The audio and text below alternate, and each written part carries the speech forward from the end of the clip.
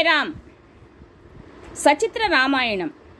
శ్రీరామాయణం ఆదికవి వాల్మీకి మహర్షి రచించిన మహాకావ్యం. త్రేతాయుగం సకల లోకాలను పాలించే వైకుంఠవాసుని వద్దకు బ్రహ్మాది దేవతలంతా తరలి వెళ్ళారు. శ్రీ లక్ష్మీనారాయణ్ణి భక్తితో స్తుతించారు, వేడుకున్నారు, తమ వ్యధలను చెప్పుకున్నారు. ఓ జగన్నాథ, మా మొర్లను వినుము. లంకాధిపతి రావణుడి అరాచకాలు నానాటికి మితిమీరిపోవుచున్నాయి.